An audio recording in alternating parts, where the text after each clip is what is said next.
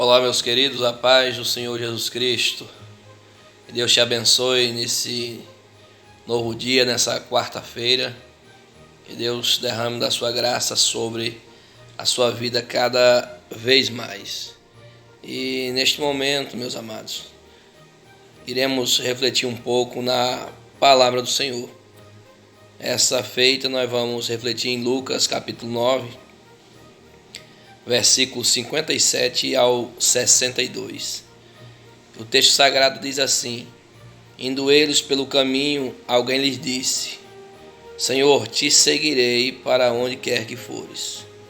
Respondeu-lhe Jesus: As raposas têm tocas, as aves do céu ninhos, mas o Filho do Homem não tem aonde descansar a cabeça. Disse a outro: Segue-me. Mas ele respondeu: Senhor, deixa que primeiro eu vá enterrar meu pai. Respondeu Jesus: Deixa para os mortos ou enterrar os seus mortos, tu, porém, vai e anuncia o reino de Deus. Disse também outro: Senhor, eu te seguirei, mas deixa-me primeiro despedir-me dos que estão na minha casa. Jesus lhe disse: Ninguém que lança mão do arado e olha para trás é apto para o reino de Deus. Então é aqui nesse texto que eu quero refletir um pouco com você nessa manhã. Falar sobre 3 atitudes para quem deseja seguir Jesus. Observe que o texto, Jesus aparece um que deseja, um desejo espontâneo de segui-lo, né? 2 aparece com desejo espontâneo e 1 é convidado por ele. Mas de uma forma ou de outra, ou convidado a seguir, ou querer seguir espontaneamente, então isso implica em algumas atitudes para aquele que quer seguir Jesus Cristo. Mateus mostra com mais clareza, mostrando que este primeiro é um mestre da lei. Lá no capítulo 8, versículo 19 ao 22, narra esse mesmo episódio, trazendo à tona que é um mestre da lei que tem esse desejo de seguir Jesus para onde quer que ele fosse. Então você, meu amigo, é importante ser seguidor de Jesus, mas você precisa entender que seguir Jesus implica em 3 coisas necessárias. A primeira atitude é a renúncia. Quem deseja seguir Jesus, o próprio mesmo falou: quem quiser vir após mim, negue-se a si mesmo, renuncie a si mesmo, toma a sua cruz e me siga. A renúncia, é necessário haver renúncia. Renunciar é abrir mão de alguma coisa, é deixar alguma coisa de lado. Para o povo de Deus, a renúncia é de suma importância, né? Abrir mão daquilo que atrapalha, daquilo que impede a nossa comunhão com Deus. Observamos que um texto que sempre uso é do jovem rico. Queria a vida eterna, mas não teve coragem de renunciar, não teve coragem de seguir Jesus. Quando Jesus disse para ele que faltava para ele alguma coisa, Jesus perguntou se ele era guardador dos mandamentos, ele disse que sim, e Jesus disse: falta uma coisa, pegue tudo que você tem, venda, dê aos pobres, daí tu me segue, tu vai ter um tesouro no céu. Ele não quis seguir Jesus, ele não quis abrir o dinheiro dele, o coração dele estava preso no dinheiro, o dinheiro dele falava mais alto o seu coração. E ele, por mais que ele tivesse interesse pela vida eterna, mas ele não estava com desejo de abrir mão, ele não quis renunciar. Um exemplo bonito de renúncia é Moisés. Moisés foi criado como filho da filha de Faraó, tinha todas as regalias naquele palácio, com certeza, a melhor sandália, a melhor roupa para vestir, a melhor carruagem para poder andar, estudou nas melhores faculdades, se posso usar esta palavra, estudou nas melhores escolas da época, mas chega um momento na vida que aquilo não faz mais sentido. Ele preferiu sofrer com o povo de Deus, visando ter uma recompensa. Então, meu amigo, vale a pena renunciar aos bens dessa terra. O próprio Cristo disse que é necessário a gente abrir mão, perder esta vida aqui para poder ganhar lá na eternidade. Então, seguir Jesus implica em renúncia. Segunda atitude que implica aí o seguir Jesus, está disposto a enfrentar ou a pagar o custo do discipulado. O discipulado cristão tem o seu custo, né?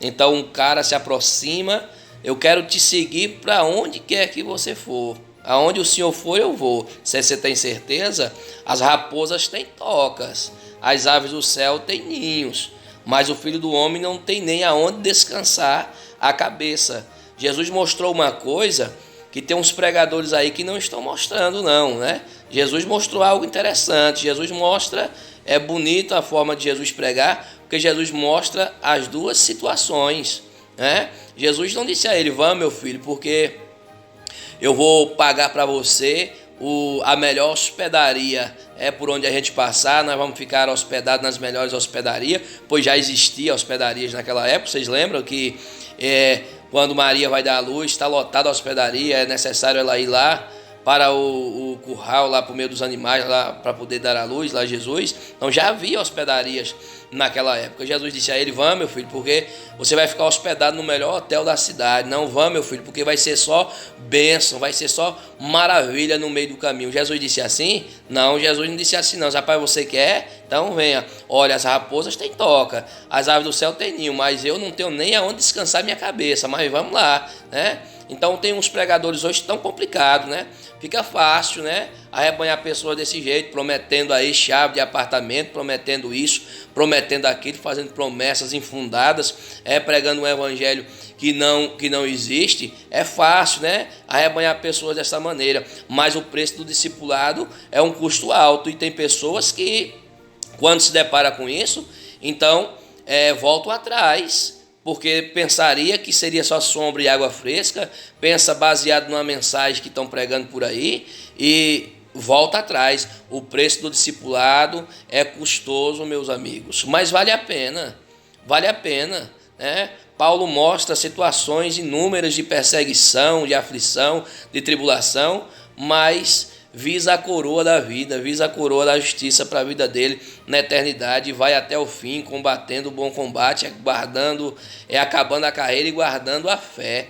Então vale a pena. O preço do discipulado é caro, é alto, mas vale a pena a gente seguir Jesus. Muitas vezes a gente vai ser esquecido, muitas vezes a gente vai ser ignorado, muitas vezes a gente vai ser rejeitado, muitas vezes pedras serão lançadas sobre nós, mas vale a pena tudo isso. Tudo que Jesus nos permite passar na trajetória cristã é uma lição para nós. Nós tiramos uma aprendizagem de tudo isso, mas que os pregadores da atualidade possam pregar a verdade. Jesus pode fazer coisa grande? Pode, meus irmãos, mas Jesus nos adverte sobre as situações. Paulo mesmo diz a Timóteo, é bem claro, Timóteo, todo aquele que quiser viver piedosamente o evangelho vai ser perseguido. Então aprenda isso.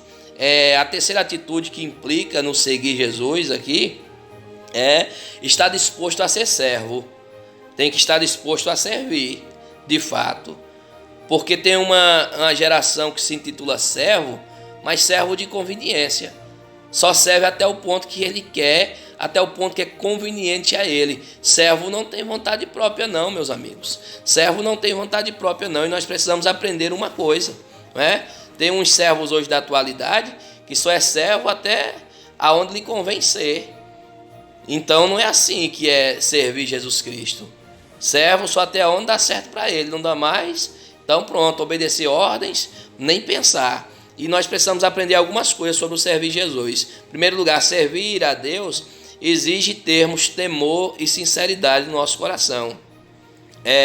Josué, ele, diante daquela circunstância, ele olhou para as pessoas e disse: se vocês quiserem servir aos deuses que estão da além do rio, né? Então vocês sirvam lá, mas eu e a minha casa, nós serviremos ao Senhor. Então servir a Deus exige temor e sinceridade. Servir a Deus exige nós sermos exclusivamente dele, sermos exclusivo dele. Servo não tem vontade própria não, meus amados. Servo vai para onde é mandado. Se mandar subir, sobe. Se mandar descer, desce. Se mandar vir, vem. Se mandar vai, tem que ir. É assim que funciona se quer ser servo. Quem quer seguir Jesus tem que saber, tem que estar disposto a ser servo, né? Ser de exclusividade dele. Não é se apenas quando dá certo. Servir a Deus exige termos um coração fiel. Servo tem que ser fiel ao seu Senhor. Tem que haver fidelidade. Servir a Deus exige também sermos as suas testemunhas aqui nesta terra. Servir a Deus envolve sermos também dependentes dele, né? Muitos não querem servir totalmente porque não quer ser dependente. Então, servir a ele exige de nós dependência, sermos dependentes dele. Servir a Deus exige também nós sermos dedicados e autênticos. Servir a Deus também exige de nós sermos obedientes. Então, esta é a palavra para o seu coração esta manhã. Queria te pedir que compartilhe, deixe seu like, comente, viu?